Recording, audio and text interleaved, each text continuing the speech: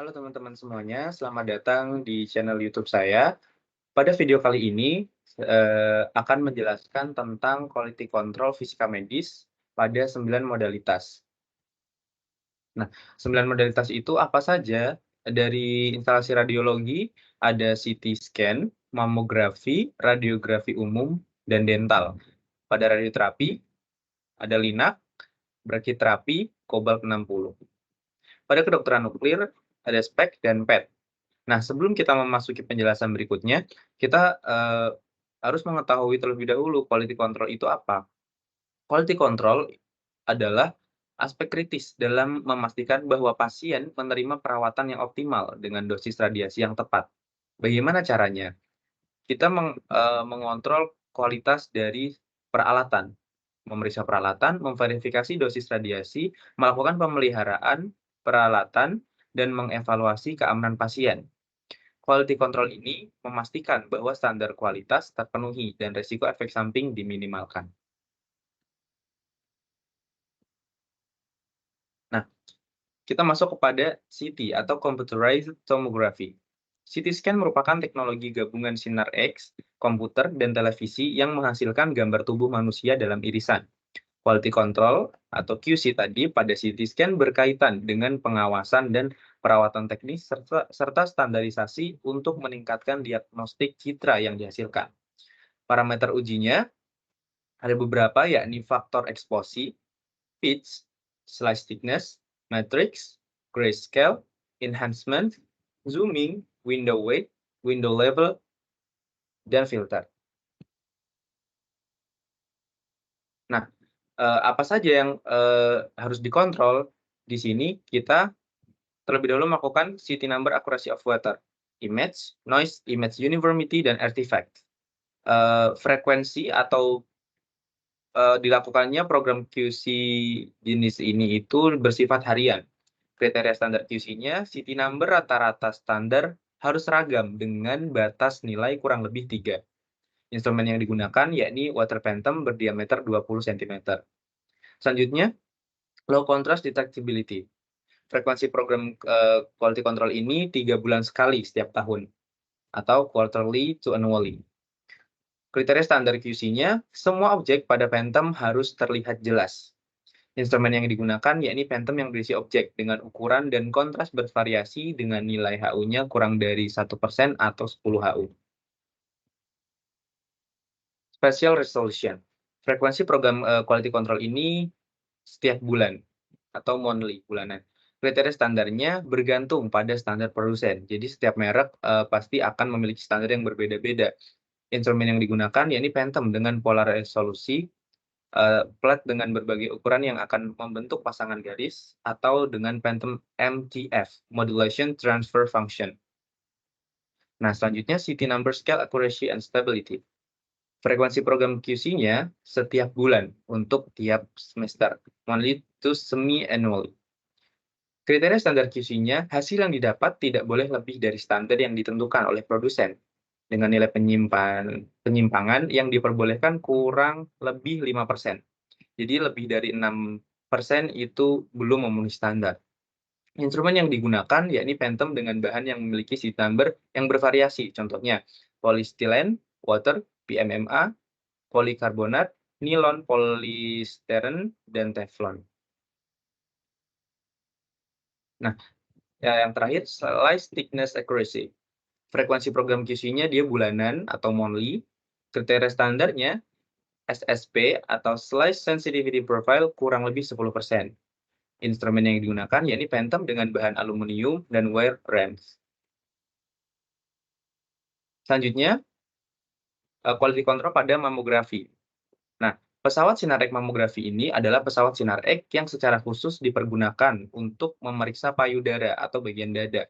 Uji kesesuaian pesawat sinar X mamografi dilakukan secara berkala, paling lama 3 tahun sekali dengan uji kolimasi.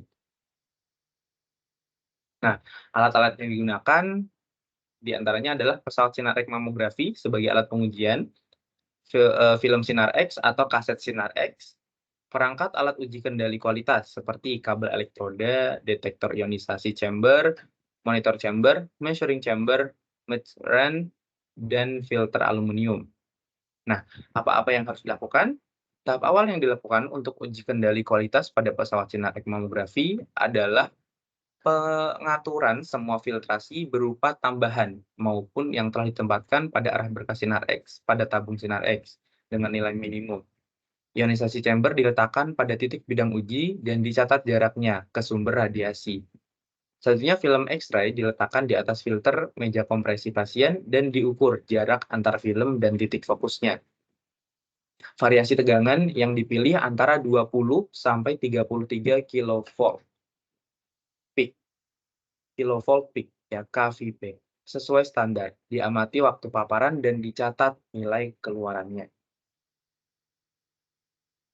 Nah, berikut pada tabel tertampil parameter uji kesesuaiannya. Bisa dilihat pada bagian ini terdapat centang-centang checklist-checklist yang parameter uji kesesuaiannya ada pada pesawat sinar X mamografi. Beberapa di antaranya yakni iluminasi, missing tissue chest wall, selisih lapangan kolimasi dengan berkas sinar X, ketegaklurusan berkas sinar X. Selanjutnya, pada generator dan tabung sinar X, diuji kesesuaiannya pada reproduksibilitasnya. Selanjutnya, pada kualitas berkas sinar X atau HVL-nya. Lalu, pada kualitas citra, uji kesesuaiannya berada pada parameter Phantom Image Quality Evaluation, resolusi spesial dan kaliper jarak, dan selanjutnya artefak. Lalu pada perkiraan dosis permukaan kulit, dia mean glandular dose. Uji kendali kualitas pesawat sinar X mamografi menunjukkan bahwa kualitas keluaran yang diperoleh adalah semakin besar tegangan dan arus masukannya, maka dosis yang dihasilkan semakin tinggi dan waktu penyinarannya juga semakin lama. Densitas ketebalan yang dilewatkan atau HVL pada pesawat sinar X mamografi sangat menentukan kualitas berkas dan dosis yang terpapar dari pesawat sinar mamografinya. Kestabilan hasil keluaran pancaran sinar X mamografi mode MO/MO masih memenuhi standar yaitu sebesar 69%. Nah, selanjutnya pada radiografi umum. Pesawat sinar X radiografi umum adalah pesawat sinar X yang terpampang secara tetap dalam ruangan untuk menghasilkan citra radiografik tubuh pasien pada pemeriksaan yang bersifat umum. Berikut beberapa yang menyangkut mengenai radiografi umum dan frekuensi quality control-nya. Pada bagian iluminasi, lapangan kolimasi, dan ketegaklurusan berkas, frekuensinya bersifat mingguan. Lalu untuk bulanan juga terdapat 3 hal tersebut, tahunan juga ada. Untuk selanjutnya juga ada pada frekuensi bulanan, ada akurasi tegangan, akurasi waktu, linearitas keluaran radiasi, reproduksibilitas keluaran radiasi, dan seterusnya. Pada tahunan juga memenuhi sampai nomor 16 ke bawah. Nah, parameter uji pada radiografi umum ini apa saja? Yang pertama ada iluminasi untuk memeriksa lampu pencahayaan kolimator. Selanjutnya lapangan kolimasi memastikan kesesuaian ukuran berkas sinar dan lapangan berkas, lalu ketegaklurusan berkas. Dia mengevaluasi tegak lurusnya berkas sinar X terhadap bidang kolimasi. Selanjutnya akurasi tegangan, memeriksa akurasi kilovolt peak pada panel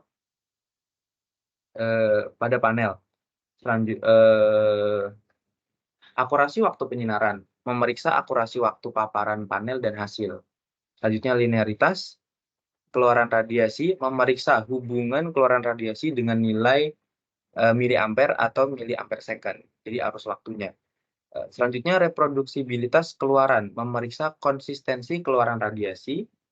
Dan selanjutnya reproduksibilitas tegangan puncak, memeriksa konsistensi tegangan tetap.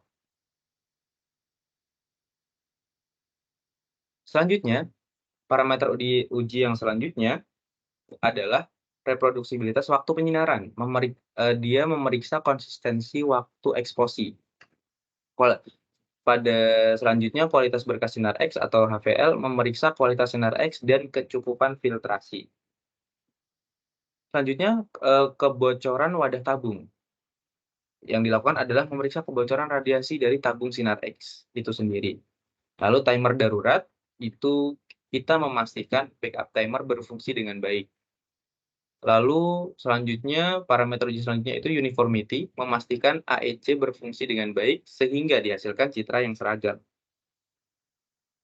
Lalu penjejakan, memastikan citra yang dihasilkan uniform atau seragam dengan perubahan kilovolt peak dan tebal pasien. Selanjutnya, waktu respon minimum, memastikan nilai waktu respon minimumnya. Dan yang terakhir, informasi dosis dari tiap pasien. Nah, untuk selanjutnya kita memasuki quality control pada pesawat dental. Pengujiannya, parameternya terdapat pada tabel, bisa dilihat. Untuk kolimasi berkas sinar X, ini ada diameter diagonal maksimum berkas sinar X, dia intraoral. Diameter diagonal maksimum ujung aplikator atau konus, dia juga intraoral. Jarak titik fokus ke kulit pasien panjang konus atau SSD di intraoral. Untuk kesesuaian dimensi berkas sinar X dengan dimensi reseptor citra, dia panoramic with cephalometry sampai dengan kualitas berkas sinar X HVL, ini dia bersifat intraoral, panoramik, juga panoramic with cephalometry. Nah, pada quality control dental ini, alat apa saja yang digunakan? Di antaranya ada film, bisa dilihat pada gambar di bawahnya, lalu meteran, dan ada multimeter X-ray.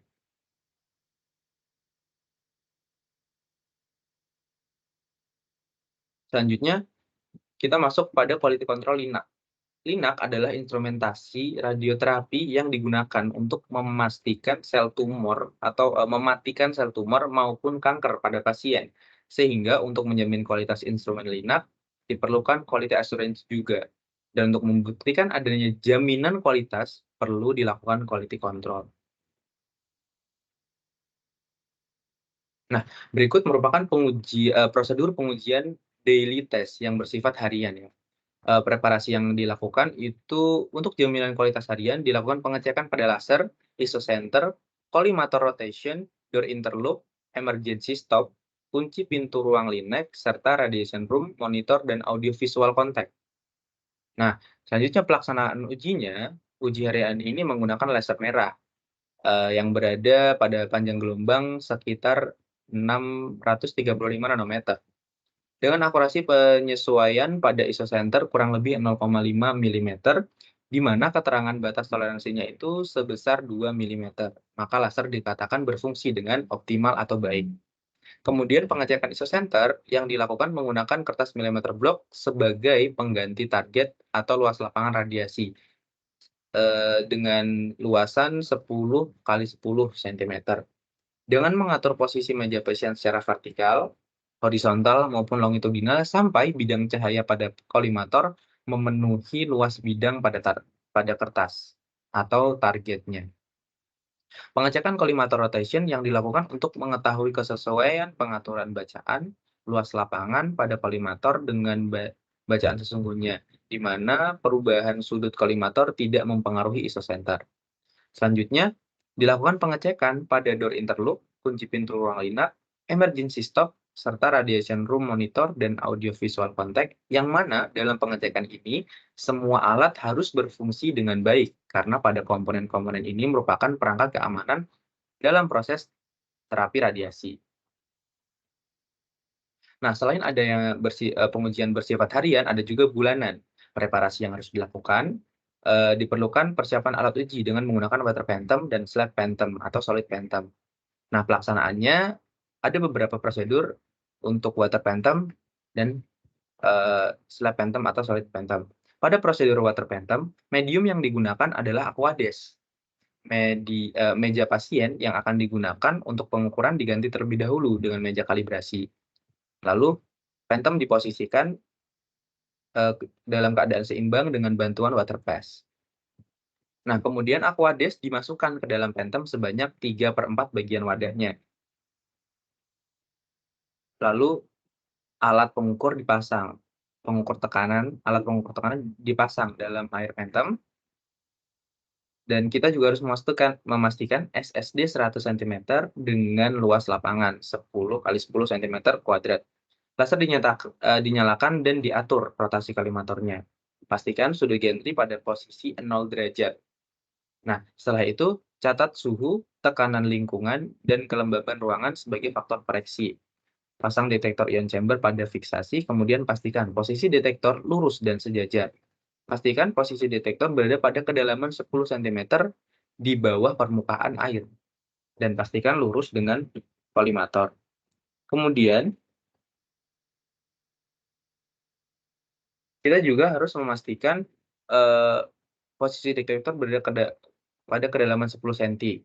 Selanjutnya, kemudian hubungkan detektor ion chamber pada elektrometer.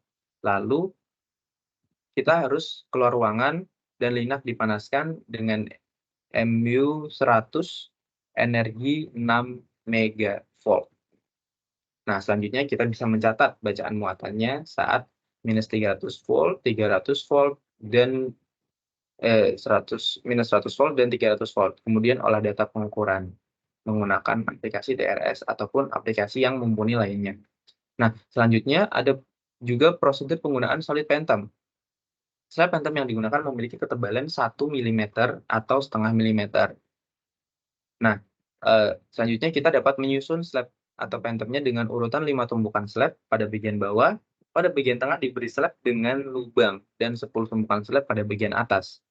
Selanjutnya, atur laser dan kolimator, kemudian pasang detektor pada slab yang berlubang. Pastikan ketika kalibrasi gantry dalam posisi 0 dan SAD 100 cm. Kemudian, proses kalibrasi dijalankan. Linek dipanaskan, dengan personil atau petugas harus keluar dari ruangan tersebut. Lalu kalibrasi dilakukan melalui ruang operator.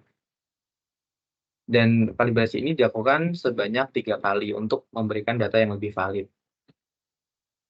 Selanjutnya, prosedur pengujian annual test. Annual test atau pengecekan tahunan ini merupakan uji alat dengan membandingkan hasil pengukuran dosis pengeluaran yang telah dilakukan selama setahun untuk mengetahui konsistensi alat. Jadi apakah pada bulan pertama, pada bulan kedua, pada bulan ketiga sampai bulan ke-12 itu nilainya masih konsisten atau tidak. Jaminan kualitas tahunan perlu dilakukan setiap tahun. Salah satu parameter penting yang perlu diperiksa yaitu keluaran dosis pesawat linak. Dosis keluaran pesawat linak yang telah diukur dengan menggunakan water phantom setiap bulan akan dilihat stabilitasnya. Selanjutnya, kita masuk pada bagian brachytherapy. Nah, pada brachytherapy dapat dibaca parameter-parameter pengujiannya pada tabel berikut yang bersifat quality control harian. Seperti perencanaan transfer data dari treatment planning komputer. Prosedurnya, dia merencanakan data yang diimport dari sistem, perencanaan perawatan ke dalam konsol perawatan yang harus diverifikasi untuk kekuatan sumber.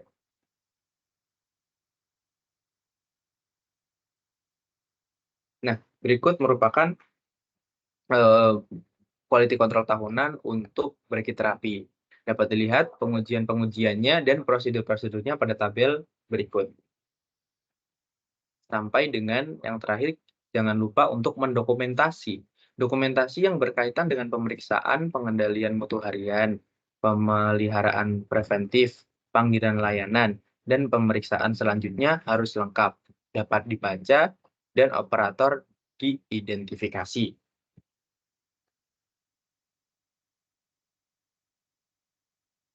Nah, selanjutnya kita masuk pada pesawat Cobalt 60. Quality control dilakukan untuk menjamin mutu dan kualitas pesawat Telecobalt 60 yang dipakai di instalasi radioterapi. Nah, Cobalt 60 sendiri merupakan isotop radioaktif dari unsur kobalt, memiliki umur paruh yang relatif pendek atau singkat, yakni 5,27 tahun, dan Cobalt 60 tidak ditemukan secara alami. Kobalt dihasilkan dengan cara pengaktifan neutron dari unsur kobalt 59. unsur kobalt 60 meluruh dengan memancarkan beta negatif, isotop stabil nikel 60. Atom nikel yang diaktifkan memancarkan dua sinar gamma. Yang pertama berenergi 1,17 mega elektron volt dan yang kedua 1,33 mega elektron volt. Untuk melakukan quality control ini ada beberapa alat yang harus digunakan dan disiapkan. Di antaranya ada mistar gantung, kunci L, ankle head gantry, laser check tools, dan fluorescent plate.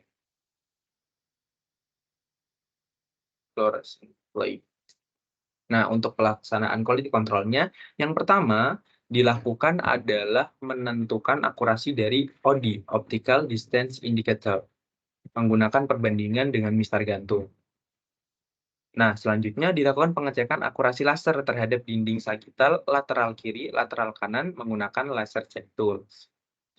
Nah, setelah dilakukan langkah kedua, dilakukan pengecekan akurasi luas lapangan kolimasi dengan membandingkan luas lapangan yang terukur di laser check tool dengan luas lapangan yang terbaca pada monitor meliputi luas lapangan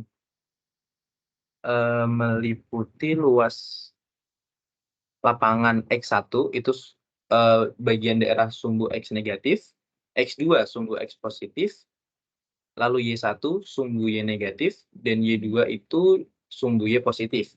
Pengecekan lapangan kolimasi seharusnya setelah memastikan field alignment sudah sesuai dengan fluorescence plate.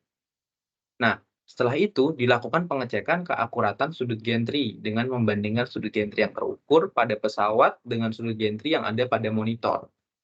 Selanjutnya, dilakukan pengecekan akurasi posisi kolimator dengan membandingkan putaran sudut kolimator yang terukur di pesawat dengan putaran sudut kolimator yang ada di monitor.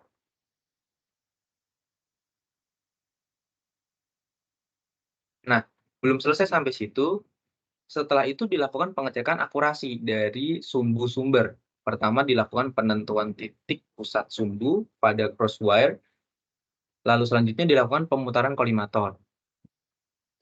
Nah, setelah itu dilakukan pengecekan akurasi isocenter dengan mengeluarkan counterweight. Kemudian meletakkan kunci L atau benda sejenisnya yang memiliki bentuk panjang dan pipih di atas coach sehingga bayangan kunci L berpotongan di titik tengah crosswire, kemudian memutar sudut gantry pada sudut 90 dan 270. Nah, setelah memutar sudut gantry, dilakukan pengecekan akurasi dari field alignment, yakni menyesuaikan keluaran radiasi dengan lampu kolimator, lalu membandingkan hasil berkas dari fluorescent plate yang diradiasi dengan lampu kolimator dengan menghitung berapa derajat pergeseran center point dari kolimator, juga pergeseran lapangannya. Setelah itu, kita harus memastikan pelaksanaan quality control harus dilakukan secara urut, dimulai dengan menguji field alignment.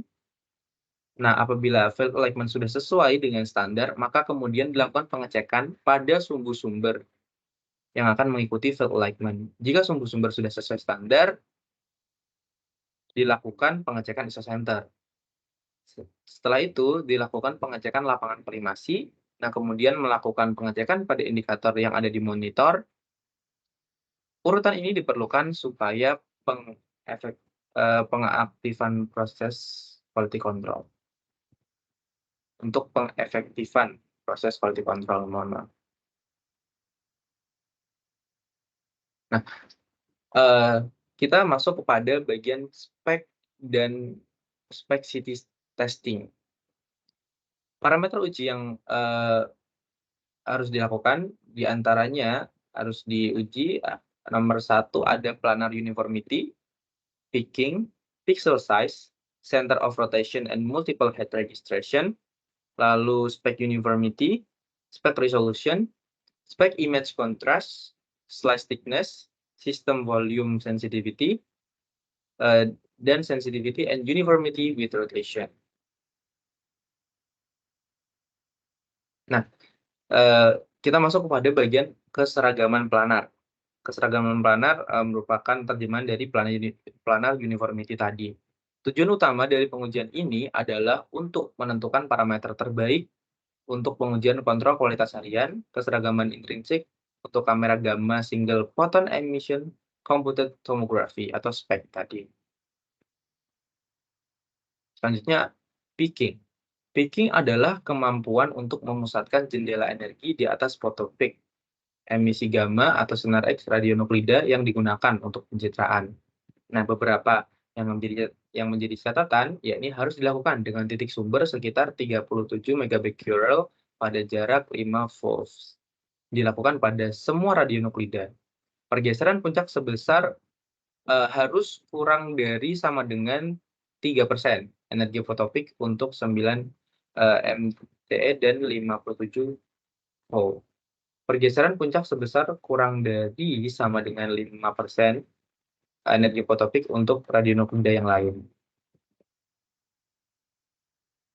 Nah, selanjutnya ukuran piksel. Ukuran piksel ini dilakukan untuk memverifikasi keakuratan ukuran piksel.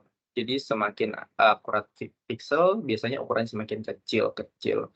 Dalam spek, nilai ini berimplikasi pada evaluasi kuantitas yang dapat diterapkan untuk AC serta menentukan ukuran organ dari gambar tomografi yang dihasilkan. Sangat penting bahwa jarak antara sumber titik biasanya 210 cm. Harus akurat hingga dalam 1 mm. Selanjutnya, Center of Rotation dan Multiple Head Registration.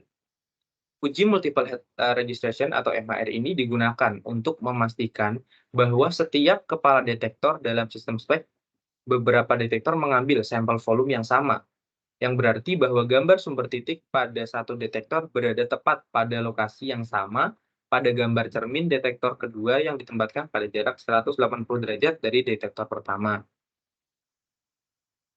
Pengukuran Center of Rotation atau COR digunakan untuk memverifikasi keselarasan antara sumbu proyeksi rotasi sistem spek atau AOR, dan kolom piksel tengah dalam matriks gambar proyeksi yang diperoleh. Nah, selanjutnya keseragaman spek atau uniformity. Tujuan pengujian ini adalah untuk mengevaluasi keseragaman gambar tomografi yang dihasilkan menggunakan Phantom Performa Spec, contohnya Phantom Jazizak. Nah, penyertaan cold spares dan prods dalam Phantom harus dilakukan menggunakan radionuklida 370 megabecquerel, dilakukan pencitraan dengan 120 sampai 128 tampilan. Nah, selanjutnya parameternya adalah spec resolution. Tujuan dari pengujian ini adalah untuk mengevaluasi resolusi gambarnya. Bisa dilihat contoh gambar di bagian kanan dan penjelasannya. Berbagai metode yang digunakan bergantung pada standar yang digunakan dan berkisar dari inversi visual. Bagian batang dari kinerja spek Phantom untuk menentukan ukuran minimum. Untuk evaluasi lebar penuh radial, tangensial dan aksial pada setengah maksimum dari sumber titik digunakan untuk uji COR tadi. COR adalah Center of Rotation. Dan juga mencakup penilaian visual terhadap resolusi. Selanjutnya, kita harus melakukan uji pada city testing. Ada tuh warm up, dan air calibration, uniformity, noise, linearity, resolution, dan artifact. Lalu ada city dose assessment. Pada bagian untuk warm up dan air calibration ini, intinya adalah prosedur untuk pemanasan dari tabung sinar X-nya. Diperlukan untuk membawa tabung sinar X kepada suhu operasi optimal yang sudah ditentukan oleh pabrikan atau produsen pencipta dari tabung sinar X-nya untuk menstabilkan suhu kedua katode dan anode serta membantu memperpanjang masa pakai tabung sinar X. Jikalau suhu yang ada pada sinar X tidak memenuhi standar atau lebih panas, kemungkinan penggunaannya masa pakainya lebih singkat atau lebih cepat selesai. Membutuhkan waktu sekitar 1 menit untuk warm up dari tabung sinar X ini. Selanjutnya prosedur kalibrasi udara. Terdiri dari serangkaian kalibrasi dan pengujian sistem, di antaranya memeriksa pengoperasian papan konverter sistem, akuisisi data, kalibrasi kolimator, penyeimbangan gantry, kebersihan jendela Miller, posisi titik fokus, dan terakhir berbagai macam kalibrasi penguatan detektor. Waktu secara keseluruhan untuk melakukan tube warm up dan air calibration ini, keseluruhan sekitaran 20 sampai 30 menit, tergantung pada pabrikan dan model atau tipe dari tabung sinar itu sendiri. Selanjutnya, uniformity, noise, linearity, resolution, and artifacts. Dilakukan dengan menggunakan water phantom. Pengujian ini dilakukan dalam satu pemindaian dan ditempatkan pada dudukan dan kemudian diposisikan secara terpusat pada field of view atau FOV. Pemindaian phantom diperoleh dengan parameter yang telah ditetapkan sebelumnya, biasanya 120 kV. Wilayah ROI kemudian digambarkan pada lokasi dan irisan yang berbeda untuk mengevaluasi keseragaman nomor CT atau CT number, linearitas, resolusi, dan ketebalan irisan. Gambar CT juga dievaluasi untuk mengetahui keberadaan artifak. Untuk keseragaman, diharapkan jumlah CT dalam ROI tidak berubah secara signifikan.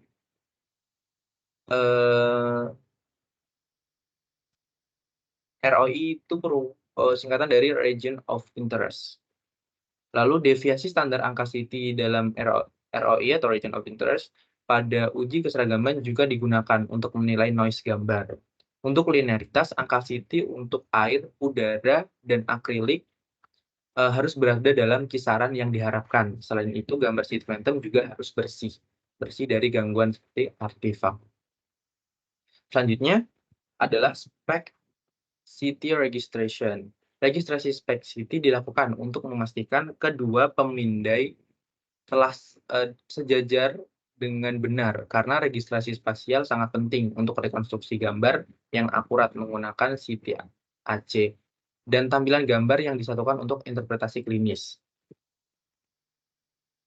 Nah, AAPM merekomendasikan agar prosedur phantom uji registrasi khusus dari pabrik pembuatnya dan alat analisisnya digunakan untuk mengevaluasi keakuratan registrasi spasial. Selain itu juga menyarankan untuk memeriksa secara visual gambar spek CT dari phantom kinerja spek untuk registrasi spasial ketika diakuisisi tanpa pembebanan meja. Selanjutnya kita masuk pada PET atau Positron Emission Tomography. Pesawat sinar positron emission tomography ini adalah pesawat multimodalitas yang menggunakan metode pencitraan melalui pemindahan PET untuk melihat aktivitas metabolik dan CT untuk citra anatomi secara terpisah, dapat menghasilkan citra yang dalam bentuk 3 dimensi. Berikut adalah beberapa uji-uji yang harus dilakukan dengan frekuensi harian, bulanan, 3 bulanan, dan tahunan.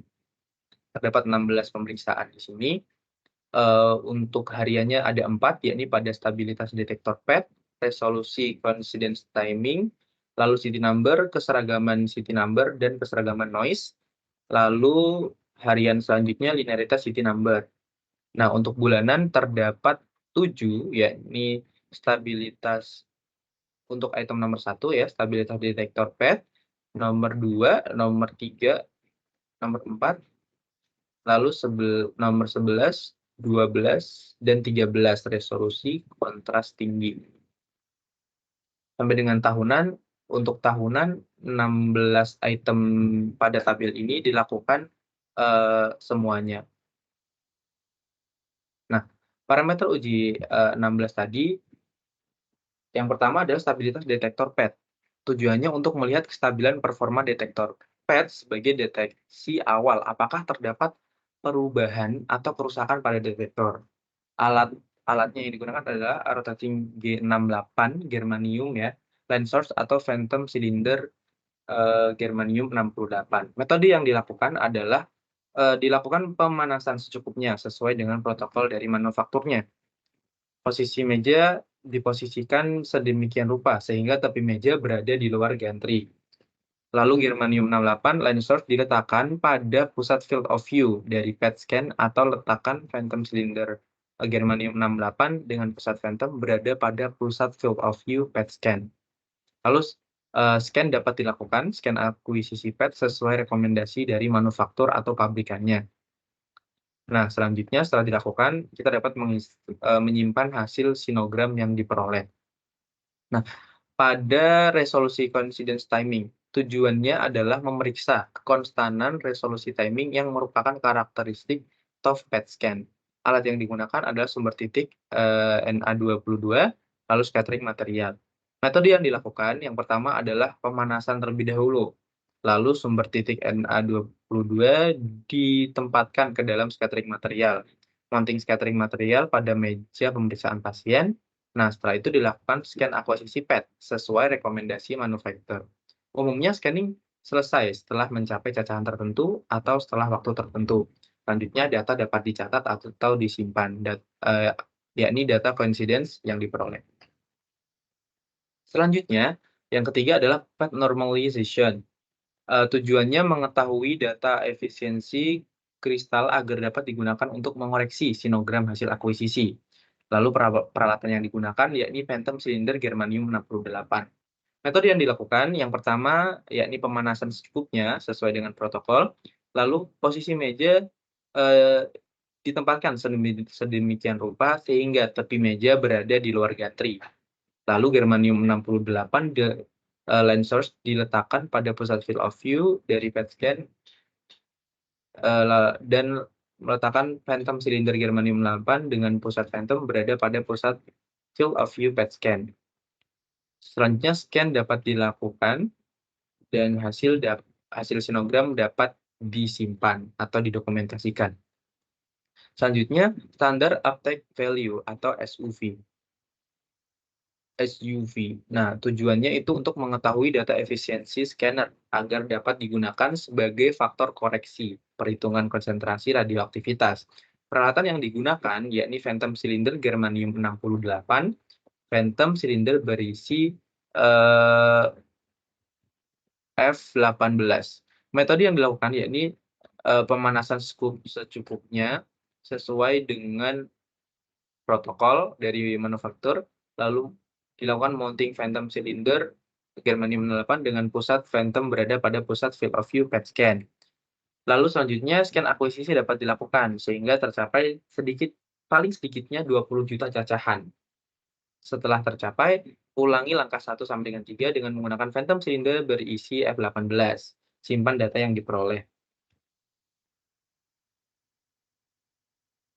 Nah, parameter uji yang selanjutnya yakni uniformitas. Tujuannya untuk memeriksa keseragaman respons sistem detektor terhadap distribusi radioaktivitas. Peralatan yang digunakan yakni phantom cylinder berisi F18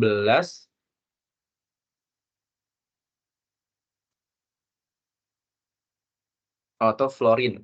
Fluorine 18 dengan aktivitas 3,3 milicurie. Metode dilakukan pemanasan secukupnya. Lalu selanjutnya mounting phantom dengan pusat phantom berada pada pusat field of view PET scan. Lakukan scout. Nah, yang keempat, atur agar akuisisi PET tiap pergerakan meja pasien 1 cm. Lakukan scanning PET agar tercapai 20 juta cacahan. Lalu rekonstruksi setiap data citra transaksial yang diperoleh sesuai kondisi klinis. Selanjutnya, hasil rekonstruksi dapat disimpan. Nah, selanjutnya, yang keenam, uji yang keenam ini akurasi tegangan. Memeriksa akurasi kilovolt peak panel kendali terhadap kilovolt peak yang terukur. Jadi untuk membandingkan. Peralatan yang digunakan adalah kilovolt peak meter, biasanya merek Piranha, lalu ada water press. Langkah-langkah yang dilakukan yakni meletakkan detektor pada bagian bawah sisi dalam gantry, lalu posisikan meja sedemikian rupa sehingga tepi meja berada pada posisi terjauh dari gantry. Atur scan untuk mode localizer dengan proyeksi AP atau anterior posterior dengan arah menjauhi gantry. Lalu lakukan scan localizer dengan variasi kilovolt peak-nya. Ulangi scan sebanyak 2 kali untuk memenuhi kriteria statistik. Lalu kilovolt peak dapat dicatat. Kilovolt peak dapat dicatat pada panel dan diatur dalam panel kendali. Kilovolt peak yang terukur rata-rata dari 3 pengukuran dan kilovolt peak yang ditampilkan pada layar CT untuk masing-masing variasi kilovolt peak-nya. Nah, uji yang ketujuh yakni akurasi keluaran radiasi. Tujuannya untuk memeriksa konstansi dari keluaran radiasi dengan mengukur dosis radiasi udara pada pusat gantry dalam protokol tertentu. Peralatannya yakni ada dosimeter atau CT ion chamber, lalu ada meteran juga. Metode yang dilakukan yakni dengan menggunakan laser penanda, posisikan agar probe detektor benar-benar berada pada pusat gantry. Pastikan bahwa sisi aktif detektor berada di luar dari ujung meja sehingga radiasi dapat diukur tanpa mendapat hamburan dari meja pasien. Jika memungkinkan, gunakan statif dan penjepit atau holder untuk memposisikan dosimeter ion chamber. Lakukan scan untuk memastikan ketepatan pengaturan posisi detektor. Nah, selanjutnya pilih lebar slice 8 mm atau 10 mm. Selanjutnya, expose dapat dilakukan pada pengaturan klinis 120 kV peak, 400 untuk arus waktunya itu 400 mAh. Selanjutnya, koreksi hasil bacaan dosimeter dengan faktor kalibrasinya dan nyatakan atau dikonversikan hasilnya dalam besaran normalized air kerma dengan satuan miligray per 100 mAh. Selanjutnya, linearitas keluaran radiasi. Memastikan linearitas keluaran radiasi dengan meningkatnya miliampere second atau arus waktunya. Nah, yang ke-9 ada kualitas berkas sinar X atau HVL ya. Tujuannya untuk memastikan konstansi dari nilai kualitas berkas. Sinar X yang dinyatakan sebagai half value layer. Peralatan yang digunakan yakni dosimeter solid state. Item yang ke-10, uji yang ke-10 yakni informasi dosis pasien. Tujuannya untuk mengetahui kisaran dosis radiasi pasien pada pemeriksaan CT melalui pengukuran CT-DI dan DLP kepala atau badan. Peralatan yang digunakan yakni pencil ionization chamber, terkalibrasi pada energi CT, lalu ada juga phantom CT-DI. Selanjutnya, yang ke-11 yakni CT number atau nomor CT, keseragaman CT number, dan keseragaman noise. Pada bagian ini, tujuannya untuk memeriksa konsistensi nilai CT number, keseragaman CT number, dan keseragaman noise terhadap nilai baseline-nya. Peralatan yang digunakan yakni phantom kualitas citra CT. Nah, untuk yang ke-12 ini linearitas CT number. Tujuannya untuk memeriksa linearitas CT number dengan densitas elektron dari material yang di-scan. Peralatan yang digunakan yakni phantom CT yang paling kurang mengandung material udara, air, teflon, dan 2 material lainnya. Yang ke-13 yakni resolusi kontras tinggi. Tujuannya untuk memeriksa kemampuan sistem pencitraan CT scan dalam menampilkan informasi dengan kontras tinggi. Peralatan yang digunakan yakni phantom CT kepala yang mengandung pengaturan kontras tinggi dengan beberapa variasi lingkaran atau pengaturan line pair dari susunan kawat untuk memeriksa modulation transfer function. Uji yang ke-14 yakni kesesuaian tebal slice dengan setting semua slice. Tujuannya untuk memeriksa ketepatan tebal slice pada semua mode scan. Peralatan yang digunakan yakni CAD-PAN. Nah, uji yang ke-19 yakni uji indikator posisi meja. Memeriksa ketepatan posisi meja dengan posisi yang ditunjukkan indikator posisi konsistensi posisi meja dalam beberapa variasi pergeseran. Peralatan yang digunakan yakni benda seperti dan seberat pasien, jadi sebagai model saja atau manekin, lalu ada penggaris, penanda, dan selotip. Nah, selanjutnya yang ke-16 yakni laser penanda. Memeriksa ketepatan posisi yang ditunjukkan laser penanda dengan posisi yang dihasilkan berkas sinar X. Peralatan yang digunakan yakni ada laser alignment, phantom CT, timah solder dengan diameter kurang dari atau sama dengan 1 mm, dan selotip. Baik, terima kasih atas waktunya. Terima kasih telah mampir pada channel YouTube saya. Kurang dan lebihnya mohon dimaafkan. Untuk respon atau tanggapan, dapat mengisi di kolom komentar. Terima kasih dan sampai jumpa di lain kesempatan.